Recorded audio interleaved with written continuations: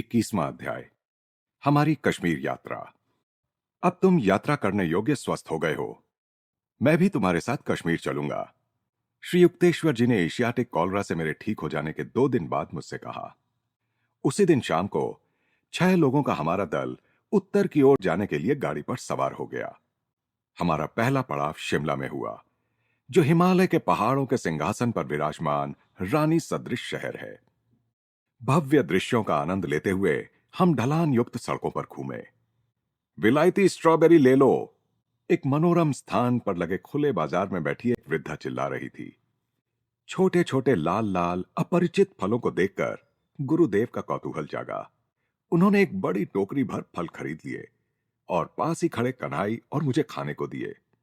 मैंने एक फल खाकर देखा, पर तुरंत ही उसे थूक दिया। कितना खट्टा है यह गुरुदेव, मुझे स्ट्रॉबेरी कभी अच्छी नहीं लग सकती। मेरे गुरु हंसने लगे। अमेरिका में तुम्हें ये खूब अच्छी लगेंगी। वहां एक रात्रि भोज में जिसके घर तुम उस दिन खाना खा रहे होगे, उस घर की गृहिणी तुम्हें मलाई और शक्कर के साथ स्ट्रॉबेरी देगी। जब वो कांटे से स्ट्रॉबेरियों को कुचल कर तुम्हें देगी, तब तुम उन्हें चखोगे और कहोगे, कितनी स्वादिष्ट स्ट्रॉबेरी। तब तुम्हें शिमला में आज का यह दिन याद आएगा। श्री युक्तेश्वर जी की यह भविष्यवाणी मेरे दिमाग से पूरी तरह निकल गई थी, परंतु कई वर्षों बाद मेरे अमेरिका जाने के शीघ्र ही पश्चात फिर याद आ गई। मैसाचुसेट्स प्रांत के वेस्ट सोमरविल नगर में श्रीमती एल.एस.टी. हैसे योग माता के घर में एक रात्रि भोज पर मैं निमंत्रित था। भोजन के अंत में जब स्ट्रॉबेरी टेबल पर लाकर रखी गई, तो श्रीमती हैसे ने कांटा उठाकर उससे मेरे सामने रखी गई स्ट्रॉबेरियों को अच्छी तरह कुचल दिया और उसमें मलाई एवं शक्कर डाल दी। उन्होंने कहा, यह फल कुछ अधिक ही खट्टा होता है। मुझे लगता है आपको इसे इस तरह खाना पसंद आएगा। मैंने थोड़ा सा मुंह में डाला। कितनी स्वादिष्ट स्ट्रॉबेरी, मेरे मुंह से अनायास ही निकल पड़ा। उसी क्षण स्मृति की अथाह गुफा से शिमला में की गई मेरे गुरुदेव की भविष्यवाणी मानस पटल पर उभर आई। यह ध्यान में आते ही मैं नितांत आदर और विस्मय से विभोर हो उठा कि बहुत पहले ही उनके ईश्वरलीन मन ने भविष्य के आकाश में विचरण करने वाले प्रारब्धीय घटनाक्रम को देख लिया था। हम लोग शीघ्र ही शिमला छोड़ रावलपिंडी जाने के लिए गाड़ी में बैठ गए। वहां से कश्मीर की राजधानी श्रीनगर तक की 7 दिन की यात्रा के लिए हमने 2 घोड़ों द्वारा खींची जाने वाली एक बड़ी बग्गी किराए पर ली, जो चारों ओर से बंद थी और उस पर छत भी थी। हमारी इस उत्तर की ओर यात्रा में दूसरे दिन से हिमालय की सच्ची विस्तीर्णता दृष्टिगोचर होने लगी। जैसे जैसे हमारी बग्गी के लोहे के पहिए गर्म पथरीले मार्गों पर घड़ घड़ करते आगे बढ़ रहे थे, वैसे वैसे पर्वत शोभा के बदलते सुंदर दृश्यों को देखकर हम मुग्ध हो रहे थे। गुरुदेव, आरडी ने कहा, आपकी पवित्र संगत में इन वैभवशाली दृश्यों का बहुत आनंद आ रहा है। आरडी के मुंह से सराहना के ये उद्गार मुझे बड़े सुखद लगे, क्योंकि इस यात्रा में मैं संयोजक की भूमिका निभा रहा था। श्री युक्तेश्वर जी ने मेरे मन के भाव को पढ़ लिया और मेरी ओर मुड़कर फुसफुसाते स्वर में बोले, मिथ्या आत्म प्रशंसा मत करो। आरडी को इन दृश्यों से उतना आनंद नहीं आ रहा है जितना सिगरेट पीने के लिए पर्याप्त समय तक हमसे दूर हो सकने की संभावना से आ रहा है। मुझे अच्छा नहीं लगा। मैंने धीमे स्वर में कहा, गुरुदेव, इन अप्रिय शब्दों से अब कृपया रंग में भंग मत डालिए। मुझे विश्वास नहीं होता कि आरडी सिगरेट पीने के लिए बेचैन हो रहा है। परंतु गुरुदेव पर प्रायः ऐसी बातों का प्रभाव नहीं होता था, अतः मैंने आशंका से उनकी ओर देखा। ठीक है, मैं आरडी को कुछ नहीं कहूंगा, गुरुदेव ने हंसते हुए कहा, परंतु तुम शीघ्र ही देखोगे कि जैसे ही बग्गी रुकेगी, वह उस अवसर का लाभ उठाने के लिए कितना तत्पर होगा। बग्गी एक छोटी सराय पर पहुंच गई। घोड़ों को पानी पिलाने के लिए ले ही जाया जा रहा था कि आरडी ने पूछा, गुरुदेव, जरा ताजी हवा खाने के लिए मैं थोड़ी देर बाहर कोचवान के साथ बैठूं तो आप बुरा तो नहीं मानेंगे? श्री युक्तेश्वर जी ने अनुमति तो दे दी, पर मुझसे कहा, उसे ताजा धुआं चाहिए, ताजी हवा नहीं। बग्गी फिर धूल भरी सड़क पर आवाज करते हुए चलने लगी। गुरुदेव की आंखों में हंसी की चमक आ गई थी। मुझसे उन्होंने कहा, बग्गी के दरवाजे से जरा अपनी गर्दन बाहर निकालो और देखो आरडी कैसी हवा खा रहा है। मैंने गर्दन बाहर निकाली और यह देखकर स्तंभित रह गया कि आरडी मुंह से सिगरेट के धुएं के छल्ले छोड़ रहा है। मैंने अपनी हार मानकर गुरुदेव की ओर देखा। हमेशा की तरह आप ही की बात सच निकली गुरुदेव। आड्डी प्रकृति के दृश्यों के साथ साथ सिगरेट का भी मजा ले रहा है। मैंने अनुमान लगाया कि आड्डी को कोचवान से सिगरेट मिली होगी, क्योंकि इतना तो मैं जानता था कि उसने कोलकाता से कोई भी सिगरेट साथ नहीं ली थी। नदियों, घाटियों, कगार पर बैठी बड़ी बड़ी शिलाओं और अनेक अनेक पर्वत मालाओं के मनोरम दृश्यों का आनंद उठाते हुए हम घुमावदार रास्ते पर आगे बढ़ रहे थे। हर रात को हम किसी ग्रामीण सराय में ठहरकर अपना खाना बनाते। श्री युक्तेश्वर जी मेरे पथ्य का विशेष ध्यान रखते, और इस बात का भी कि मैं प्रत्येक भोजन में नींबू का रस अवश्य लूं। मुझ में अभी भी कमजोरी थी, पर प्रतिदिन उसमें सुधार हो रहा था। हालांकि गड़गड़ाहट करते चलने वाली यह बग्गी उसमें बैठने वालों को सभी ओर से तकलीफ देने का विशेष ध्यान रखकर ही बनाई गई थी। जैसे जैसे हम मध्य कश्मीर के निकट पहुंचने लगे, हमारे हृदयों में आनंद आशाएं उमड़ने लगीं। कश्मीर कमल पुष्पों से भरे सरोवरों की, तैरते उद्यानों की, सुसज्जित शिकारों की, बहुसेतु शोभित झेलम नदी की, पुष्पों से युक्त हरियाली की स्वर्ग भूमि, और उस पर यह चारों ओर से हिमालय से घिरा हुआ। श्रीनगर पहुंचने के हमारे मार्ग पर दोनों ओर ऊंचे ऊंचे स्वागत करते वृक्ष खड़े थे। जहां से ये सुंदर पहाड़ नजर आते थे, ऐसी एक दुमंजिली धर्मशाला में हमने कमरे लिए। वहां नल नहीं थे। हम पास के कुएं से पानी निकाल कर लाते थे। वहां ग्रीष्म ऋतु अत्यंत सुखद थी। दिन में साधारण गर्मी और रात में हल्की सी ठंड। हम लोग श्रीनगर में शंकराचार्य के प्राचीन मंदिर में दर्शन करने गए। पर्वत शिखर पर स्थित दूर से ही स्पष्ट दिखाई पड़ने वाले आश्रम पर मेरी दृष्टि पड़ते ही मैं एक परमानंदमय अवस्था में चला गया। उस अवस्था में एक सुदूर देश में एक पहाड़ी के शिखर पर एक भवन दिखाई देने लगा। शंकराचार्य का भव्य मंदिर उस भवन में परिवर्तित हो गया, जहां मैंने कई वर्षों बाद अमेरिका में सेल्फ रियलाइजेशन फेलोशिप के मुख्य आश्रम की स्थापना की। जब मैं पहली बार कैलिफोर्निया में लॉस एंजलिस गया और वहां माउंट वॉशिंगटन के शिखर पर स्थित वह विशाल भवन देखा, तो तुरंत उसे वर्षों पहले कश्मीर और अन्यत्र अपने अंतर में देखे दृश्यों के भवन के रूप में पहचान लिया। कुछ दिन श्रीनगर में बिताने के बाद हम लोग 8,500 फीट की ऊंचाई पर स्थित गुलमर्ग गए, जिसका अर्थ है पुष्पयुक्त पर्वतीय मार्ग। वहां मैंने जीवन में पहली बार बड़े घोड़े की सवारी की। राजेंद्र एक ऐसे टट्टू पर सवार हुआ जो तेज दौड़ने के लिए अति उत्सुक था। हम लोग खिल्लन मर्ग जाने के लिए निकल पड़े। रास्ता एकदम सीधी चढ़ाई का था और घने जंगल में से जाता था, जो छाते नुमा वृक्षों से आच्छादित था। कोहरे से ढकी पगडंडियां प्रायः दिखाई नहीं पड़ती थीं, परंतु इस सब के बावजूद राजेंद्र के टट्टू ने मेरे बड़े घोड़े को एक पल के लिए भी विश्राम नहीं लेने दिया, यहां तक कि खतरनाक मोड़ों पर भी नहीं। प्रतिस्पर्धा के आनंद के अतिरिक्त अन्य सब बातों से बेखबर राजेंद्र का टट्टू अथक रूप से पीछे पीछे आता ही रहा। इस थकाने वाली स्पर्धा का पुरस्कार था एक अचंभित करने वाला भव्य दृश्य। इस जीवन में पहली बार मैंने चतुर्दिक दृष्टि घुमाकर सब तरफ केवल हिमालय के हिम शिखरों को देखा। पर्वत शिखरों की मालाओं पर मालाएं, जो ध्रुव प्रदेश के विशालकाय सफेद रीछों की आकृति के समान दिख रही थीं। मेरी आंखें सूर्य किरणों से प्रदीप्त नीले आकाश की पृष्ठभूमि में अनंत फैले बर्फीले पहाड़ों के विस्तार की शोभा का परम हर्ष से पान कर रही थीं। मैं अपने युवा साथियों के साथ चमकती श्वेत ढलानों पर इधर से उधर खूब मजे के साथ लौटता रहा। हम सबने ओवरकोट पहन रखे थे। नीचे वापस लौटते समय हमने दूर पीले फूलों का जैसे एक विशाल कालीन देखा, जिससे विवर्ण पहाड़ियों का पूरा रूप ही बदल गया था। इसके बाद हम बादशाह जहांगीर के विलास उद्यान, शालीमार और निशाद बाग देखने गए। निशाद बाग का प्राचीन राजमहल एक प्राकृतिक जलप्रपात के ही ऊपर बना है। पर्वतों से अत्यंत वेग के साथ नीचे गिरते जल प्रवाह को अत्यंत कौशलपूर्ण यंत्र योजना के द्वारा नियंत्रित कर कहीं तो विविध रंगी समतल चट्टानों पर से बहाया गया है, तो कहीं सुंदर सुंदर रंग बिरंगी पुष्प क्यारियों के बीच फव्वारों के रूप में निकाला गया है।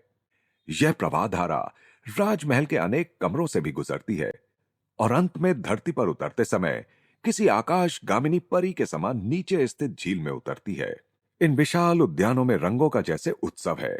गुलाब, चमेली, lily, snapdragon, pansy, lavender, poppy, चिनार, सरो और चेरी की सुडौल पंक्तियों से पन्ने सा एक हरा वृत्त बन गया था, जिसके पार हिमालय की उच्च धवल श्रृंखला आकाश को छू रही थी।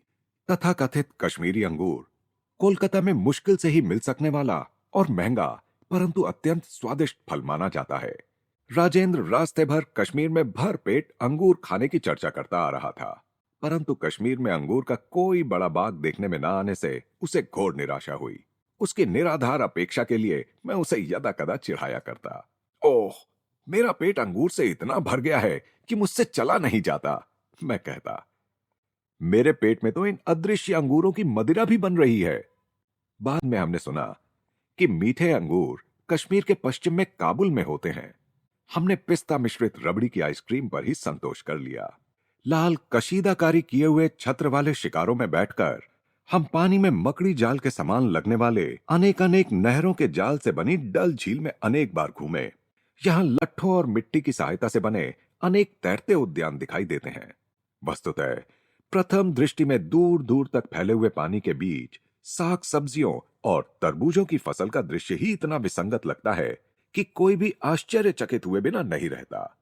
भूमि से बंधे रहना पसंद न करने के कारण किसान कभी कभी अपने चौरस खेत को उस बहुशाखा प्रशाखा युक्त झील में नाव से रस्सी के सहारे एक जगह से दूसरी जगह खींचकर ले जाते हुए दिखाई देते हैं। इस सीढ़ीदार घाटी में पृथ्वी के हर प्रकार के सौंदर्य का सार दृष्टिगोचर होता है। कश्मीर रूपी सुंदरी ने पर्वतों का मुकुट पहना है, गले में झीलों की माला और पांवों में पुष्प पादुकाएं पहनी हैं।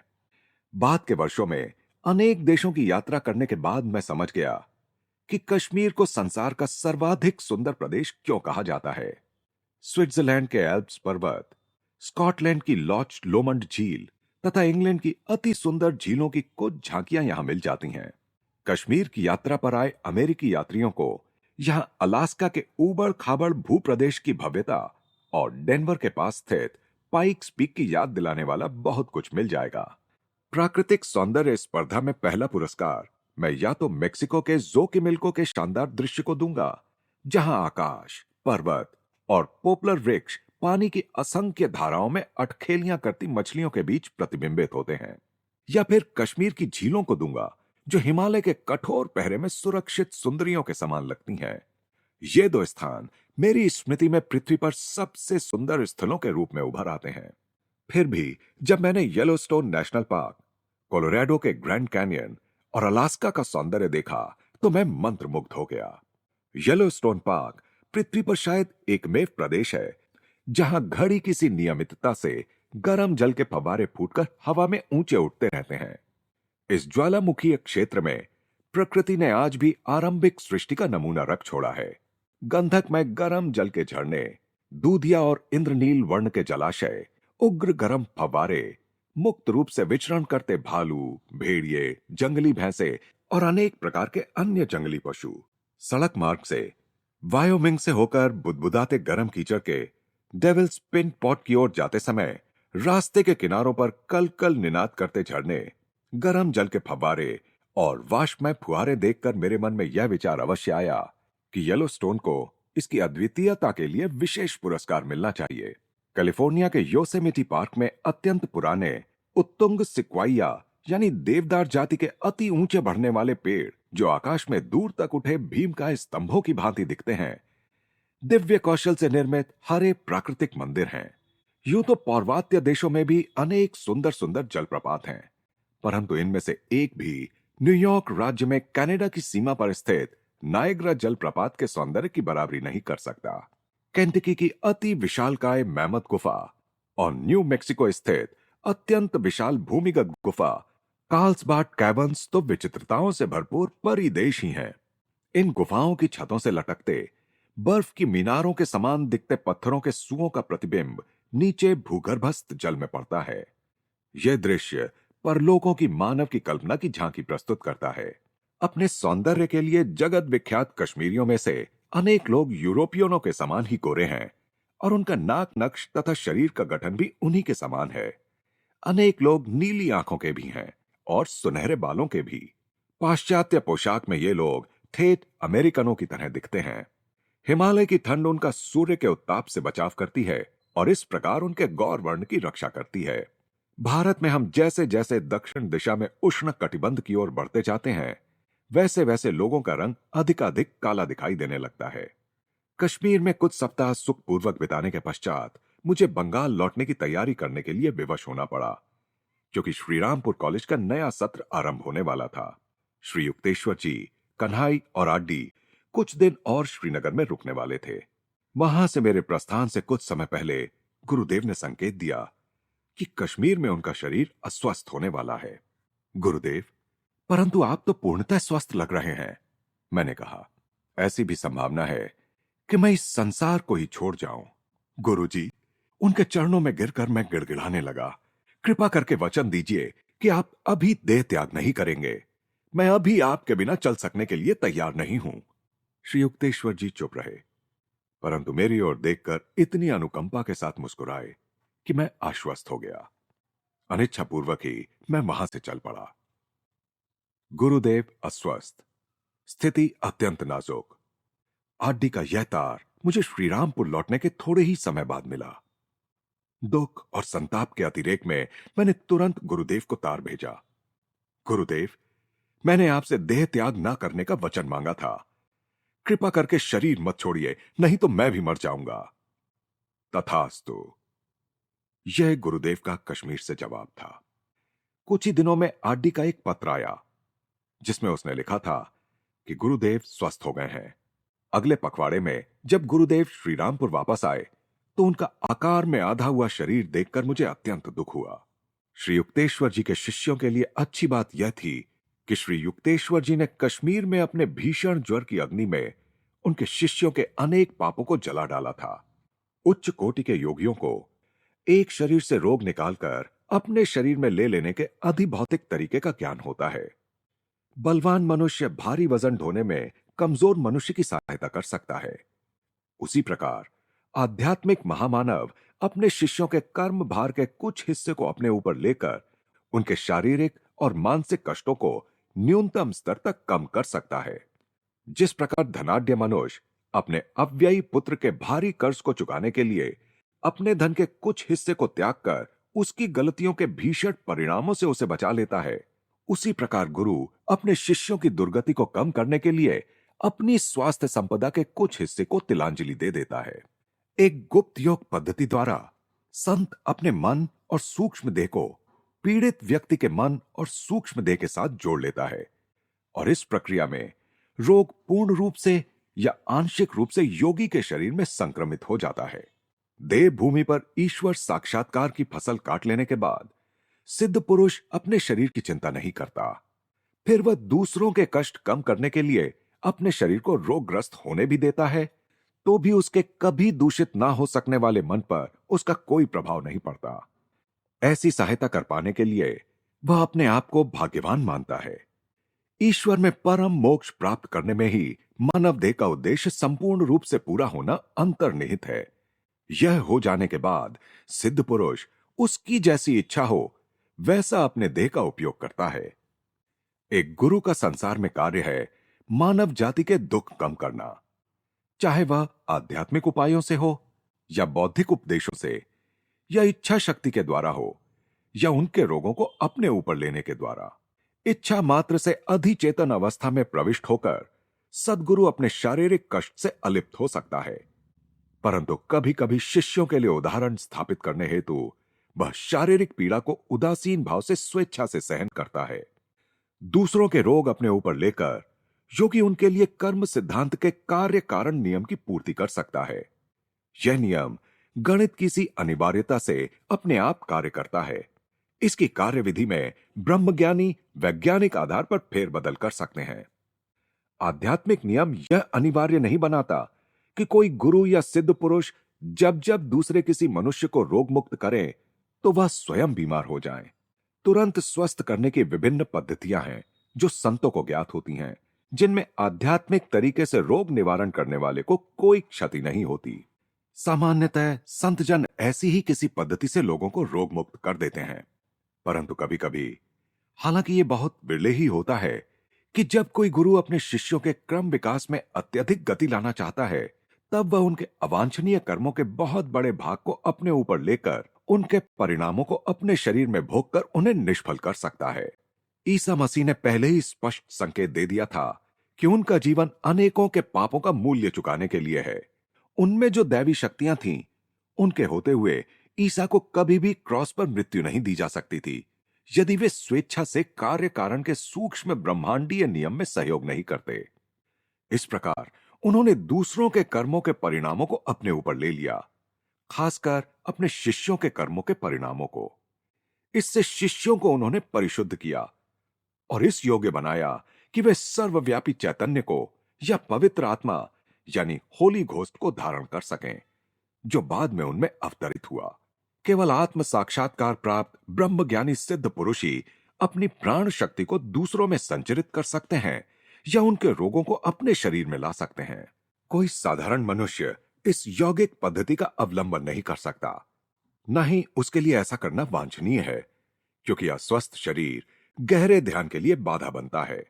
हिंदू शास्त्र कहते हैं कि अपने शरीर को स्वस्थ रखना मनुष्य का अनिवार्य कर्तव्य है, अन्यथा उसका मन भगवत ध्यान में एकाग्र नहीं रह सकता। तथापि अति बलशाली मन सभी शारीरिक बाधाओं को पार कर ईश्वर साक्षात्कार प्राप्त कर सकता है।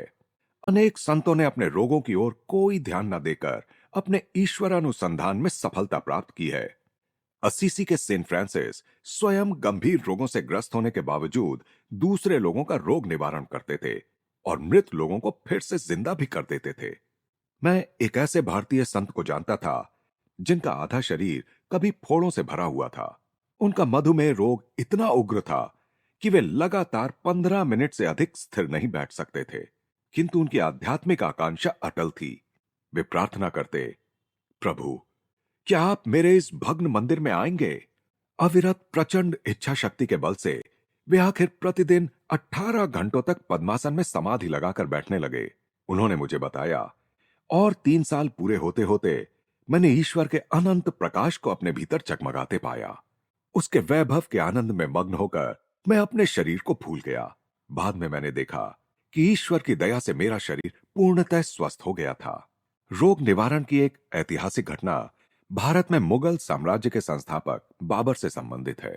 उसका बेटा हुमायूं चिंताजनक रूप से बीमार हो गया। बाबर ने अत्यंत व्यथित हृदय के निश्चय के साथ प्रार्थना की कि बेटे का रोग उस पर आ जाए और बेटे को जीवन दान मिल जाए। हुमायूं ठीक हो गया और बाबर उसी क्षण बीमार होकर बाद में उसी रोग से मर गया जिसने उसके बेटे को ग्रास लिया था। अनेक लोग सोचते हैं कि सिद्ध पुरुषों को सैंडो के समान स्वस्थ और शक्तिवान होना चाहिए। इस सोच का कोई आधार नहीं है। जैसे आजीवन स्वस्थता आंतरिक ज्ञान प्रकाश का द्योतक नहीं है, वैसे ही बीमार शरीर रहने का अर्थ यह नहीं है कि उस महात्मा में दिव्य शक्तियों का अभाव है। संत की पहचान शारीरिक अवस्था पर नहीं बल्कि आध्यात्मिक अवस्था पर आधारित होती है। पाश्चात्य जगत के अनेक विभ्रांत जिज्ञासुओं की यह गलत धारणा है कि आध्यात्मिक विषय के उत्तम वक्ता या लेखक अवश्य सिद्ध पुरुष होंगे, परंतु किसी के सिद्ध पुरुष होने का प्रमाण केवल यही है कि उसमें अपनी इच्छा के अनुसार श्वासोच्छ्वास रहित सविकल्प समाधि में जाने की क्षमता हो और उसे अखंड आनंद यानी निर्विकल्प समाधि की अवस्था प्राप्त हो। ऋषियों ने बताया है कि केवल इन उपलब्धियों के द्वारा ही मनुष्य यह प्रदर्शित कर सकता है कि उसने द्वैत के इंद्रजाल या माया पर अधिकार पा लिया है। केवल वही आत्मज्ञान की गहराइयों से कह सकता है, एकम सत, यानी केवल एक का ही अस्तित्व है। महान अद्वैतवादी आदि शंकराचार्य ने लिखा है, जब अज्ञान के कारण द्वैत भाव रहता है तब सब कुछ आत्मा से अलग दिखाई देता है। जब यह ज्ञान हो जाता है कि सब कुछ आत्मा ही है, तब एक अणु भी आत्मा से अलग दिखाई नहीं देता। सत्य का ज्ञान प्रकट होते ही शरीर की अयथार्थता के कारण हुए कर्मों के फल भोगने के लिए शेष नहीं रह सकते। जैसे जागने पर स्वप्न का अस्तित्व नहीं रहता। केवल सद्गुरु ही शिष्यों के कर्म अपने ऊपर ले सकते हैं। श्रीनगर में श्री युक्तेश्वर जी कभी कष्ट न भोगते यदि उन्हें अपने अंतर में वास करने वाले परमात्मा से अपने शिष्यों की उस विलक्षण ढंग से सहायता करने की अनुमति न मिलती। मेरे ईश्वर मग्न गुरु के अतिरिक्त ऐसे संत गिने चुने ही हुए हैं जो ईश्वर की आज्ञा के पालन के लिए आवश्यक सूक्ष्म ज्ञान से युक्त थे। जब मैंने अपने गुरु की क्षीण हुई काया देखकर कुछ सहानुभूति जताने का प्रयास किया तो उन्होंने विनोद पूर्वक कहा, इसके कुछ अच्छे पहलू भी हैं। अब मैं उन छोटी बनियानों को भी पहन सकता हूं जिन्हें मैंने कई वर्षों से नहीं पहना है।